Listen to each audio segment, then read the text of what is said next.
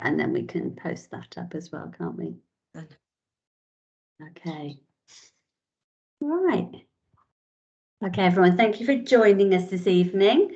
So we're going to just talk to you a little bit tonight about starting school this September. So we're going to cover all these different things, hopefully, and give you lots of information that will help you and answer lots of questions that you might have. So we'll introduce the reception team. We'll talk about those early days as the children enter into the reception class. Talk a little bit about the foundation stage curriculum, how we will keep you informed and work together with you, things that you can do preparing your child for school and going on into reception year as well. Information about school uniform and other school routines, and how we are going about already getting to know you and your child and how that will continue. And there'll be a chance at the end for you to ask any questions that you have. So the reception team are going to be this coming year in September, Mrs. Hill, who it will be teaching Sky class with me. I'm Mrs. Thomas. I'll be teaching the class on Monday, Tuesdays and Wednesdays, and Mrs. Hill will teach Wednesdays, Thursdays and Fridays. Mrs. Partridge will be the teacher of Sunshine class, and she will be in school on Mondays, Tuesdays, Thursdays and Fridays. So the children have a different mix of us each week, on each day of the week. Mrs. Curtis, who's joining us for this evening as well, is one of our teaching assistants in the school. And we'll be joined in the team by Miss Fenlon, who is a student teacher. So we'll be very excited to have her along board on the team as well. So when the children come into reception, our first aim is to create a happy, exciting learning environment with a caring and nurturing atmosphere. We want to carry on the good work that's already happened with your children in their homes with you, in their families, and in their current preschool settings. So the first thing that we will aim to do is to get them settled into their new school and their new setting. It'll be really important that we all work together in those early days to make sure the children feel secure and confident and safe in their new learning environment, but continuing on to that to make sure that happiness continues. In the first half term, we'll continue what we've started already and really get to know your children well.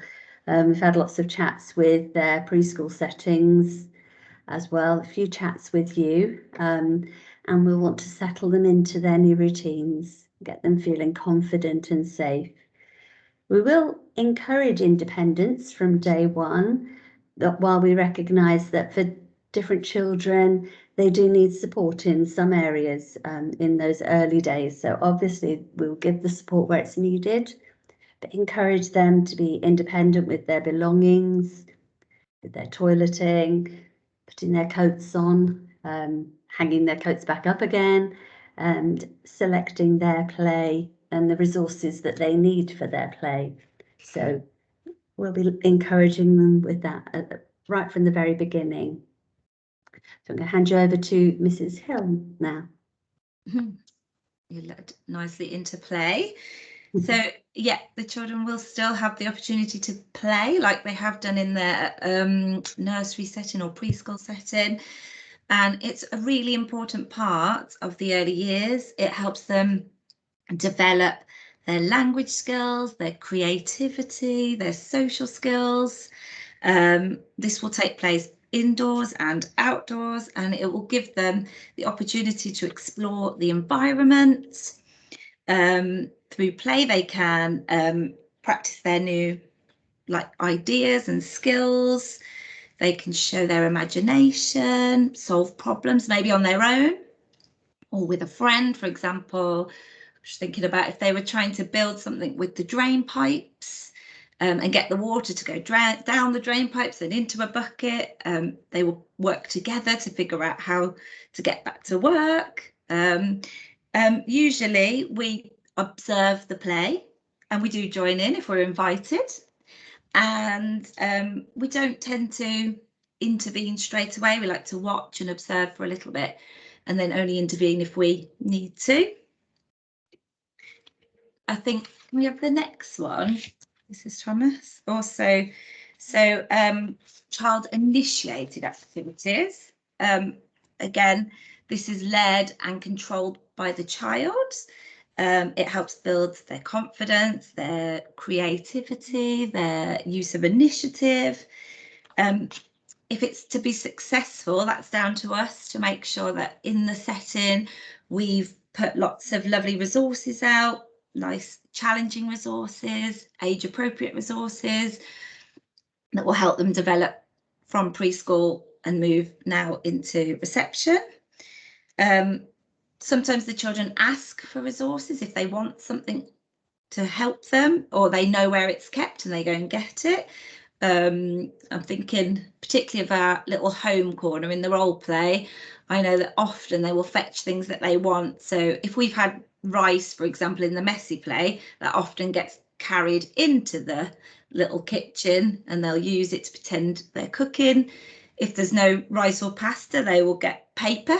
I've seen them cut up little bits of paper and put it in cupcake cases. So, you know, they will go and get what they want, because hopefully, you know, they will learn where everything's kept in the environment and they can go and get it if they want to use it in their play. Adults don't have to be a part of a child initiated activity, but if they are, we tend to follow the children's cues. So if they are cooking a nice meal, that sometimes they will invite us to come and have dinner at the restaurant, and they will ask us to choose something from the menu, and we will go along with them and do what they are playing, you know, go along with that. And the next one. So, adult activities. This is where we can introduce the children to new ideas and its opportunities to develop their skills. This doesn't necessarily mean sat on the carpet or sat at the table. I mean, it can, and we do have different activities. Once the children are settled, we will start short phonics sessions and short maths sessions. That they cover all areas of the curriculum, and again can be inside or outside. We have adult-led activities when we go to the woodland. I think we've had a mini beast topic recently, and one of the things the children did in the woodland was make their own spider webs. So they had sticks and string, and they had really great fun creating little spider webs. We also did the life cycle of a butterfly, and we put out paper plates and lots of lovely little things like twisty pasta and buttons and pens and pencils, and they created the life cycle of a butterfly. It was led by us and we were with them, but it was still their choices of how they wanted to do it. And we talked about the life cycle of the butterfly and what happens. Oh, we've done all sorts. Art, we did snails, so we did Matisse, and we got them to design a snail in the style of Matisse. We do cooking, we go off to the sensory garden and have lots of different activities there where we ask them to sketch something maybe, or do a hunt. We've done number hunts and letter hunts. So yeah, there are adult-led activities, but this doesn't always mean that we are sitting at a table and making them write something. That's not what that means. Okay, I think that's the next slide. I think it's Mrs. Partridge on the next slide.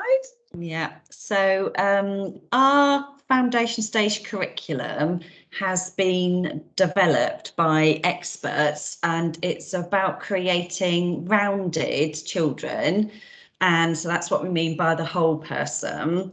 So everyone has strengths, but there's also maybe areas to develop as well, and so that's for us to help the children and work with the children and to support them in areas they need a little bit of more support with to help them become whole people. And I think for sort of physically and mentally, especially what we've all been through recently, we know just how much these are linked to everybody's well-being. And so we, do lots of activities, not just about healthy eating, but, about physically, about strengthening fingers and arms for writing. So little, fiddly little things to get those little fingers going. So and then there's lots of chances and opportunities to practice skills that have been learned as well. And then those become much stronger and they sort of become more firm when they've been practicing the skills and the techniques that they have been learning or have been taught. And then the other part, which is a great part of our curriculum, is about dealing with feelings and relationships. And this runs right the way through the whole of the curriculum and in every area. So this is a really strong one, that when children are comfortable, when they're relaxed, when they have good relationships with people, then they will settle and they will be good learners as well. So we're making sure that we do, lots of little activities to increase confidence and to make sure that they are happy, and then they will be getting on with their learning.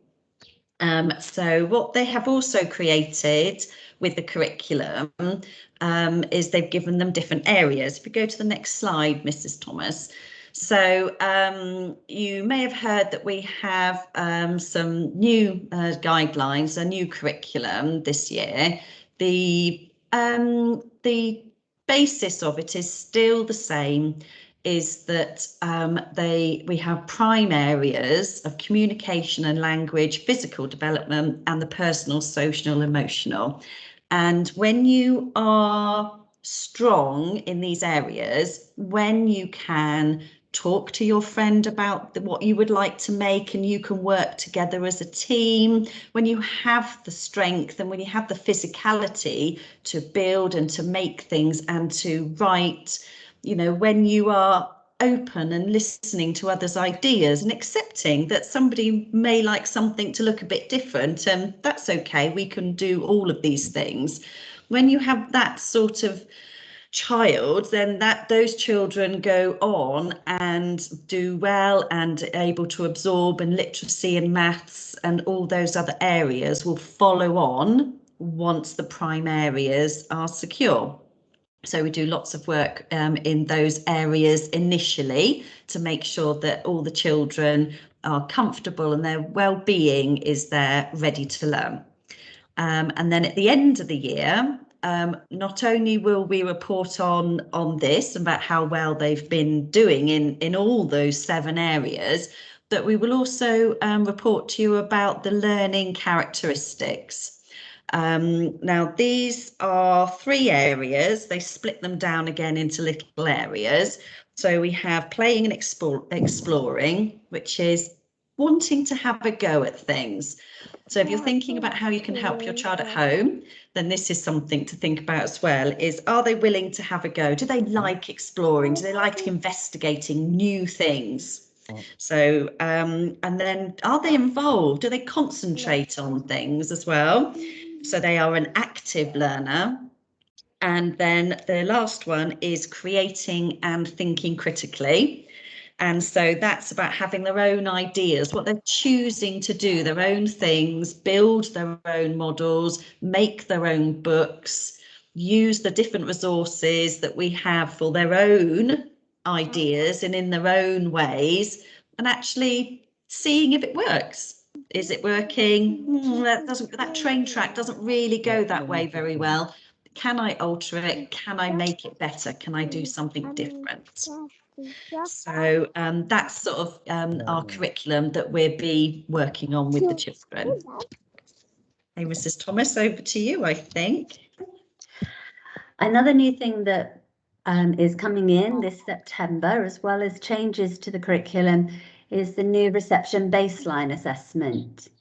So this is all very brand new, and it will be carried out shortly after your child starts in September.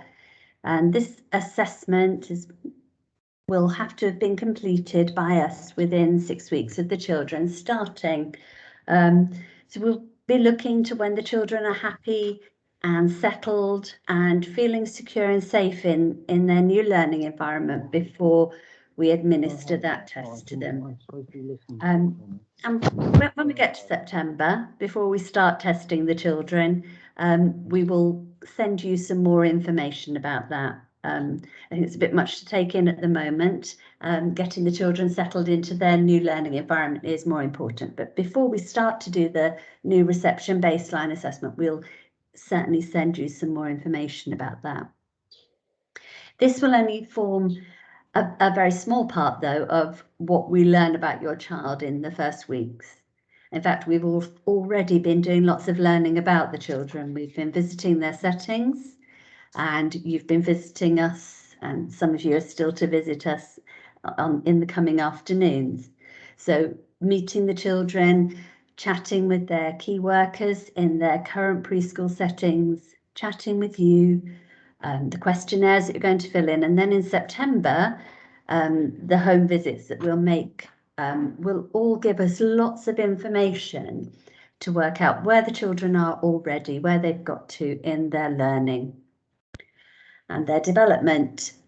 So those first few weeks we'll be observing the children, getting to know them, chatting with the children, and all that information will be used to begin to group the children for phonics and different things like that, but to get to know what they need to do next, what their next steps in their learning are, and will help us plan for all the children.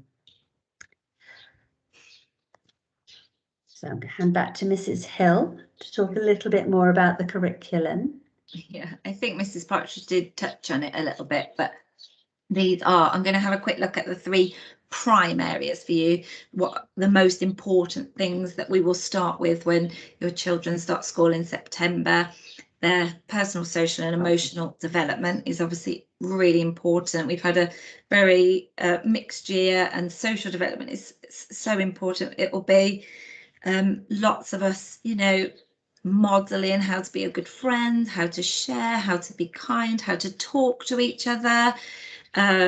We think about our feelings. We might look at that through stories, at the minute with the current class, we have like a little feelings board. So they can come in and they can move their little character to say how they're feeling, and then we can have a chat with them about how they're feeling that day.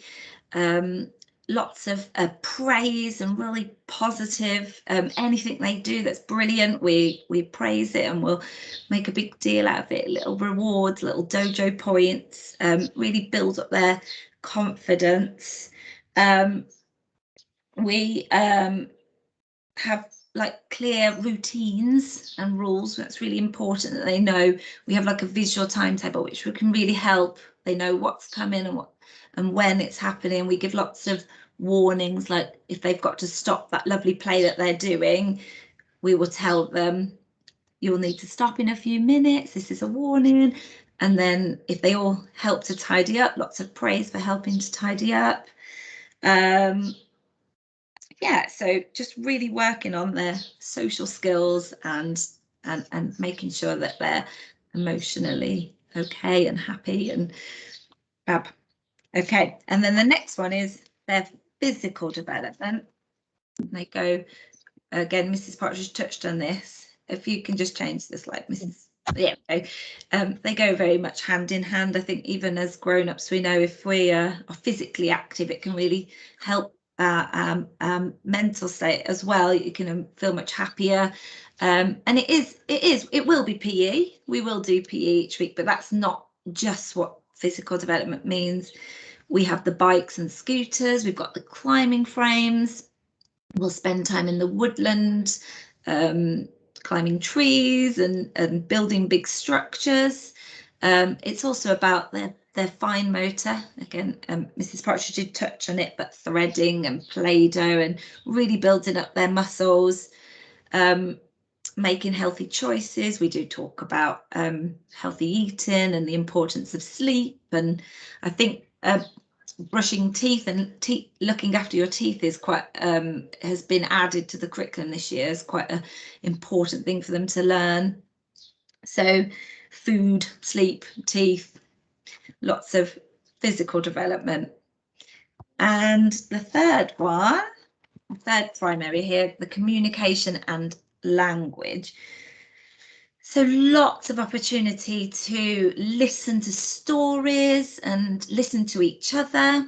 Maybe, they absolutely love a show and tell. And it's really good for them because it builds their confidence. They stand in front of the class and they talk about something that's important to them. And then the rest of the class have to use their listening skills, and maybe they want to ask questions. So we also, making time just to talk to the children when they're playing, and we go over and we make that time to talk and have a meaningful conversation with them, and really listen to them. And if we listen to them, that will help their listening skills. They will learn it's important to really listen to each other. Well, we did also have like a curiosity cube this year, but we kept struggling to find things to put in it. But also a really good opportunity to talk about what was in it. But I think, Mrs. Partridge, you said about having what was there, like a wow thing? Yeah, it's like an I wonder. I wonder, yeah. I wonder what, I wonder why, and then this can hopefully come from the children as well, and things that they find, and just as Mrs. Hill was saying, it's about just that talking and listening.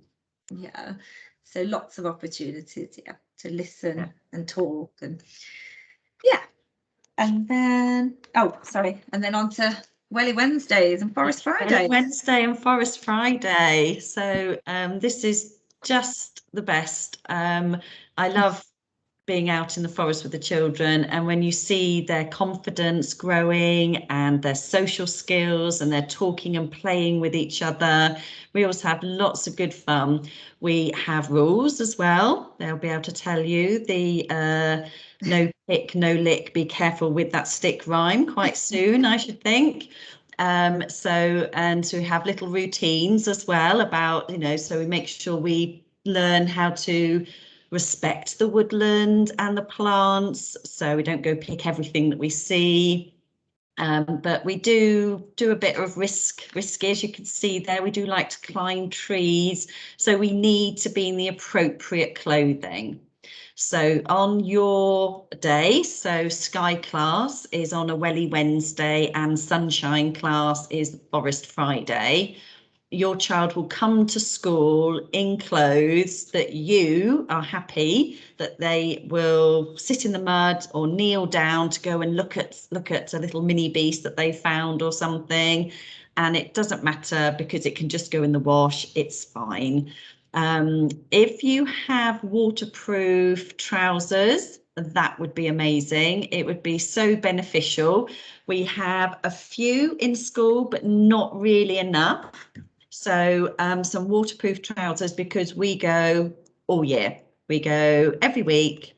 And in fact, I would like to say not even, maybe if it was windy, we don't go to make sure we're safe. But that Friday, a couple of weeks ago, when it absolutely lashed us down, we went. We did get really, really wet. Lots of clothing got changed that day, but we put our hands out and we felt the rain on our hands, and we had a really good time. So lots and lots of fun there, lots of investigating and learning about nature. It's just really good fun. Yeah, and so many skills there. So talking about things that you can help now to prepare your child for school. So the big one, obviously, there at the top, helping them to go to the toilet themselves. This is the age when that starts to happen.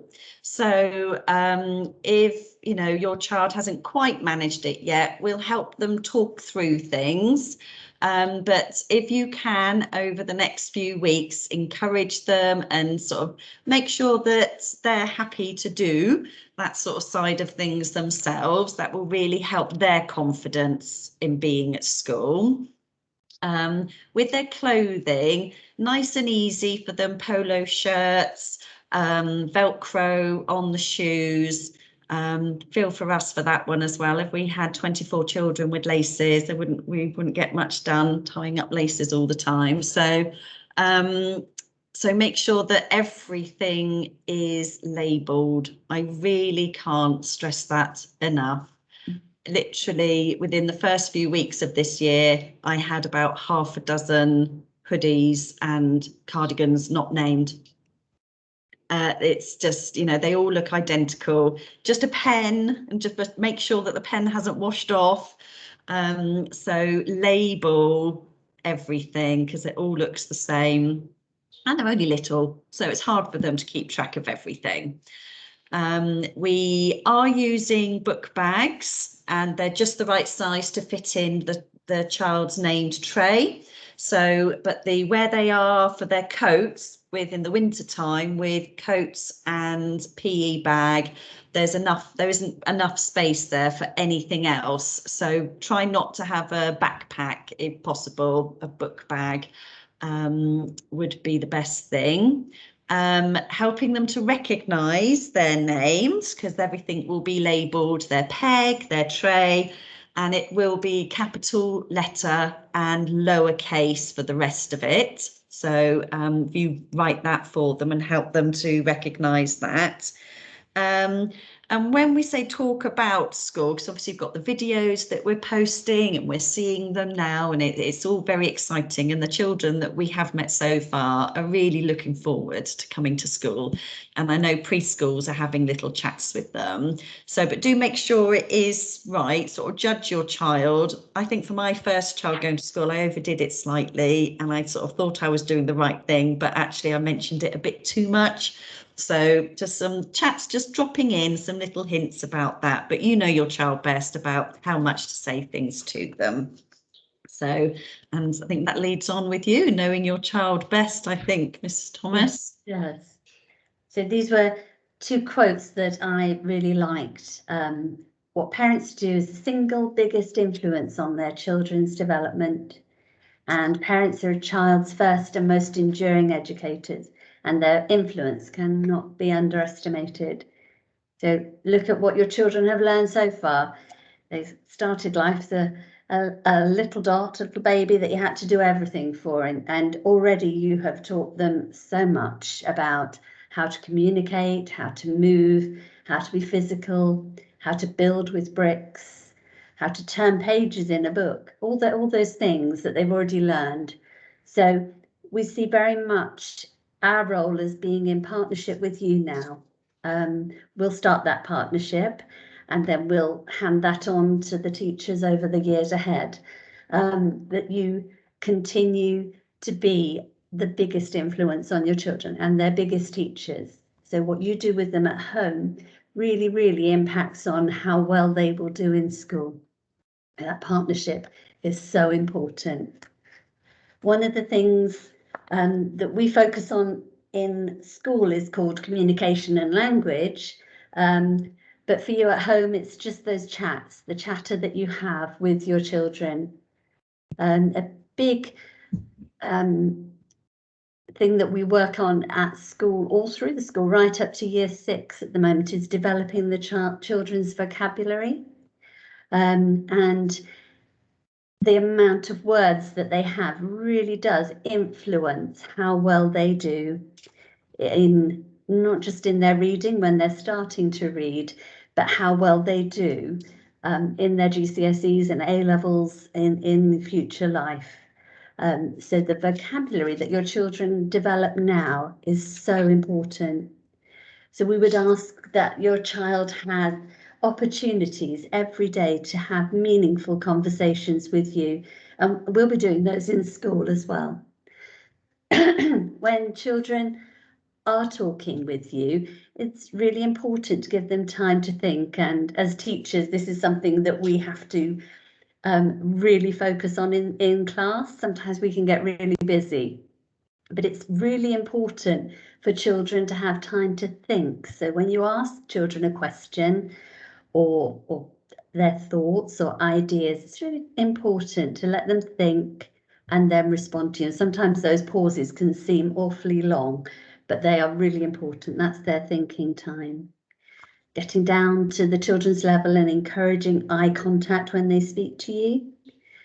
Now is the time to correct any mispronunciations of words. So if your children are having still some habits that they've learned as they've begun their talking, my daughter used to say tat for cat. Now's the time to start just gently correcting those mispronunciations. And it's also important to build on what children say to help them extend their vocabulary. So an example of this might be if you're out for a walk and you see some ducks on a pond, and the children might say, "Oh, ducks." So you would extend their vocabulary by saying, "Oh yes, 6 brown ducks and they're swimming on that pond." And so you're extending their ideas and helping them to develop their sentence making and their oracy. Another thing that's really important are nursery rhymes. If children know 8 nursery rhymes by the time they're 4 years old, they are usually among the best readers by the time they're 8. Some research that we found. So saying nursery rhymes together, learning lots of different ones, adding actions, it helps the children to remember and really engage with the nursery rhymes, sing along to them. And there are lots of nursery rhymes that you can find on YouTube with funny little animations and things that help the children to learn them and develop actions. Now, eventually, the children will start to read. They won't be bringing home a reading book in the first few days in reception in their book bag, but eventually they will, and we will start them off on their reading journey during the reception year. Whenever that starts for your child, it should be a fun and enjoyable experience always. So giving your children experience of all kinds of books, stories, non-fiction, comics is really important. Before you read a book with them, looking through it, we call it walking through the book, looking through the book and talking about the pictures, and then going back to the beginning to read the story. It helps the children to make sense of the story. Sharing books without words and getting children to make up the stories together with you is a really good start, and it helps them understand what happens in a story. Join a library, have books everywhere, reread favourite books, and I'm sure these are things that you're all doing at home already. Continue with bedtime stories.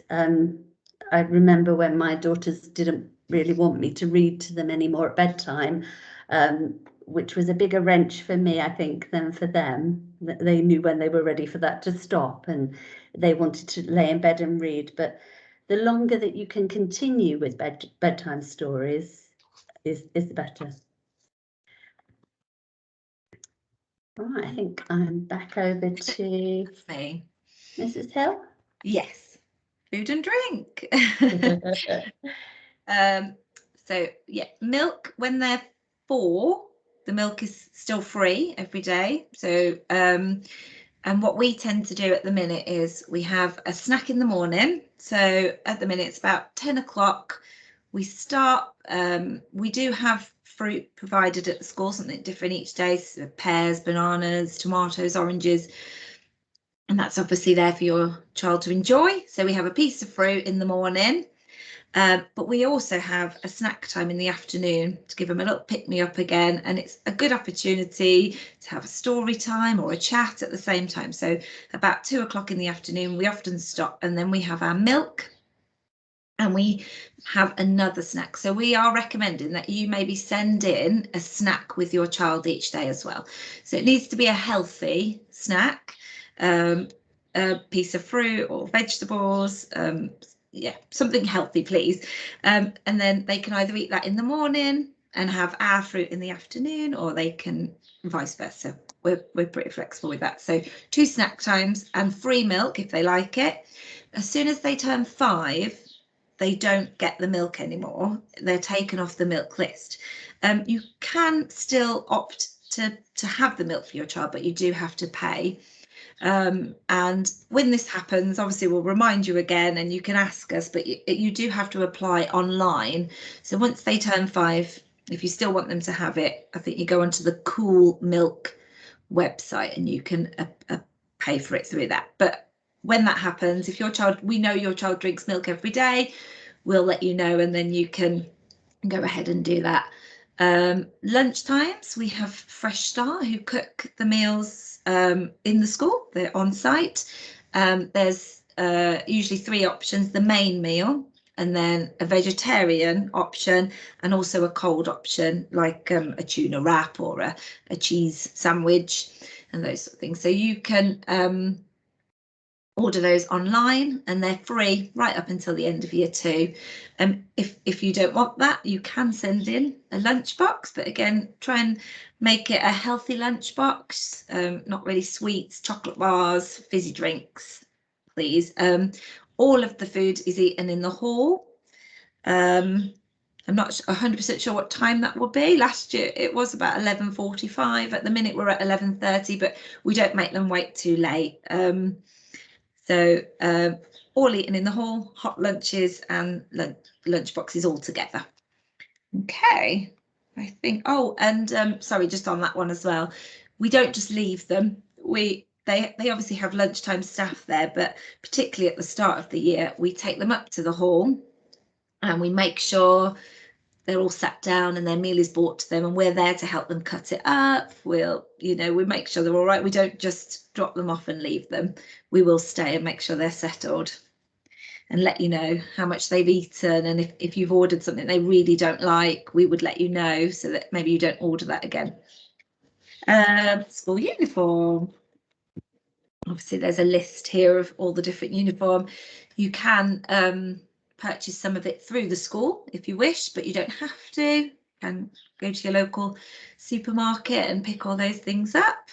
It's a navy sweatshirt or cardigan, dark grey trousers or a grey skirt or a grey pinafore dress. There's obviously the summer uniform as well, the little blue and white summer dresses or the grey shorts, blue polo shirts, again black shoes, ideally no laces, again if you can get a Velcro that's really helpful, and no open-toed sandals, waterproof coats. We are out in all weathers. I mean, if it on a normal day, if it's not Forest Friday and it is torrential rain, we might not venture out for long, but we do try and get outside, and the outdoor classroom is our classroom and we spend a lot of time in it, so a coat every day is needed, please. Mrs. Partridge touched on having some waterproof trousers that we can keep in school to use on those forest days, and some wellies that we can keep in school as well. And that's not just for forest days, that's for all the time, because when they're in our garden and they want to dig in the mud pit, we don't let them do that in their nice new school shoes.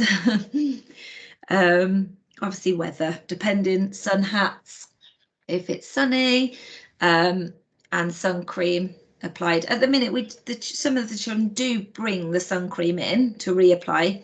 We can't do that for them, so in some cases it's probably best to put the one on that will last all day, but if you're happy for them to bring it in and they're confident to put it on themselves, that's okay too.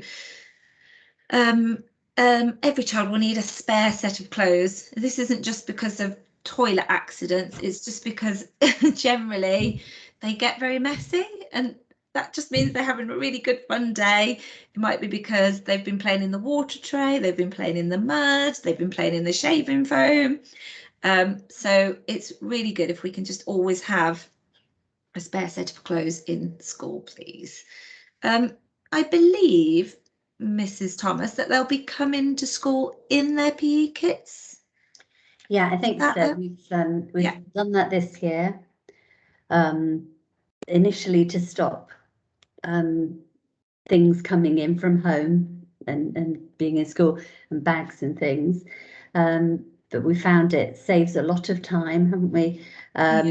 and gives more time to the actual PE activities. So I think that we'll be continuing to ask children to wear the PE kit on their PE days. Yeah. Which we will let you know. And that is like navy shorts or joggers, depending on the weather, a navy jumper, and black plimsolls or trainers.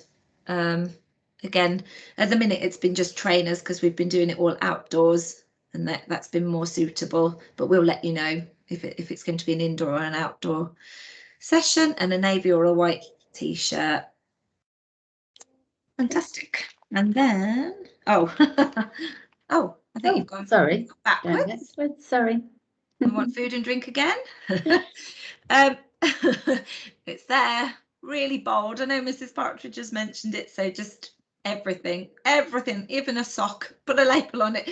No, so everything clearly labelled. And I know we're saying it again, but things really do get lost, and parents don't really like things getting lost, and we do try our best, and I don't know where they go. I honestly, when things get lost, it's like it's a mystery. But if it has got a name on it, it's got a much better chance of getting back to you. Yeah, there are things with the school logo on that you can order from the school office if you wish, and I think you've had forms for that. Yes. Book bags daily, so that children can bring home their lovely artwork to you, or if we've got any letters, or when we start giving you books, we can put all that in your bag, and it can be brought home. Yeah, we will send the waterproofs home every holiday, so you can wash them and check that they are the right size. But I think if they get particularly muddy on a Wednesday or a Friday, we may send them home that day for a little wash as well. Water bottles every day, please, with just water, and again with a name on. Yes, I think that's everything on that page. So I think you're all on the class dojo now. So and it's very useful for us to share information. So if you know that your child's not going to be in school, but can you just make sure you let the office know first, please, because it has to be recorded there. And just like preschool, if there is any sickness or diarrhea, it is 48 hours before they come back to school. So to obviously reduce the risk of spreading things. Some rashes are really very contagious in very small children as well. So if you are a bit concerned about something, please do get it checked out with your GP before coming to school. Obviously, we've now got our avid COVID symptoms as well. So if you can keep an eye on that for us, and therefore the PCR test, order a PCR test, which is preferred, which is the advice that we've been given, which is the best thing for making sure it's accurate. And contact numbers, if your child does get poorly at school, we will, don't want to keep anybody at school who's not feeling right for it. So please make sure if you do change your contact numbers, and make sure that that is up to date. If they are given any prescribed medicine, if it's to be administered 3 times a day, that's for you to do. If it's more than that, we will administer 1 at lunchtime. But again, it has to go through the office because there are forms that have to be filled in for those. And then we will like to keep you informed, and you keep us informed. It's a two-way thing, really. We've really been using Class Dojo quite a lot this year, and parents have really liked it and like the sharing of the information. We also send things through parent mail as well. Just anything that's a bit longer will come through parent mail.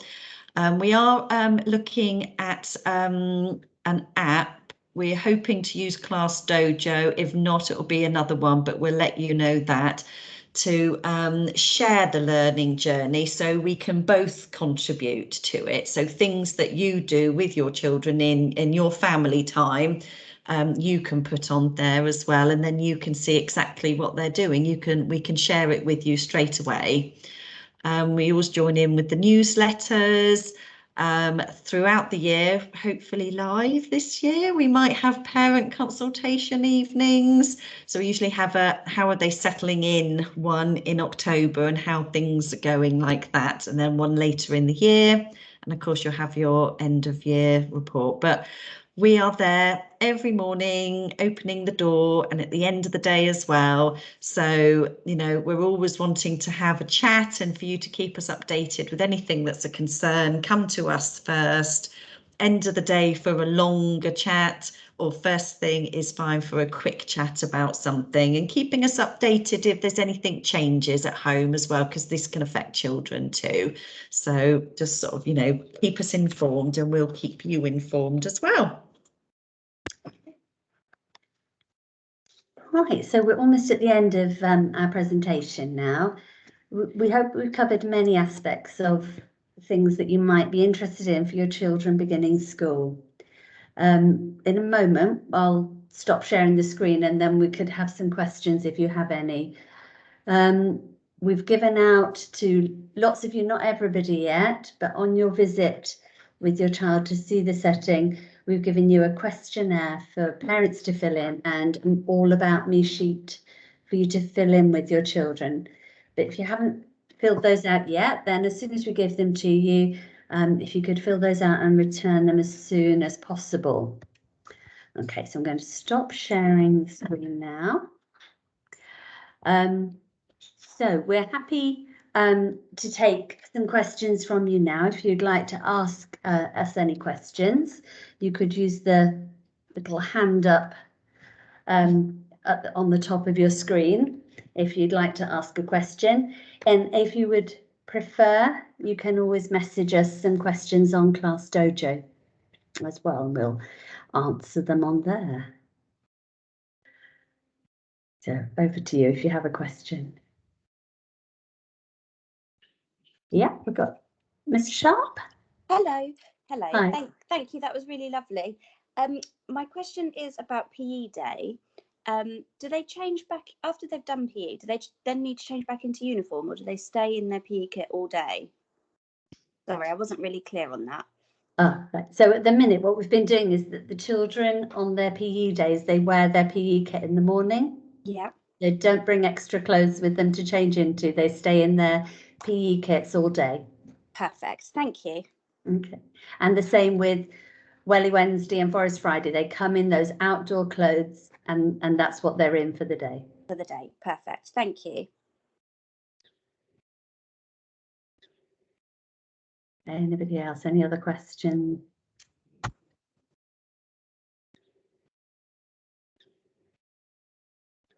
Okay. Well, thank you for joining us this evening. And we're really sorry about the hold up at the beginning. Honestly, we are much better in person than we are online. We do much better in real life. So thanks for joining us. If you do have questions, you can either pop them on the link on Class Story or send us a private message. Okay. Okay, well, thank you all for joining us, and we look forward to seeing you all again soon and welcoming your children into school. Thank you very much. Thank you. Thanks. Bye. Bye. Bye. Thank you.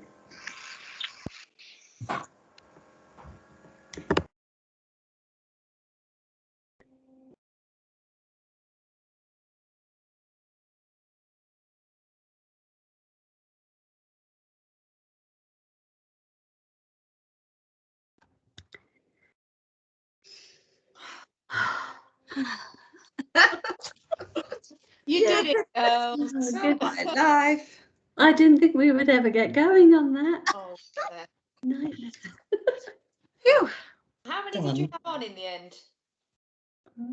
Oh, I didn't count.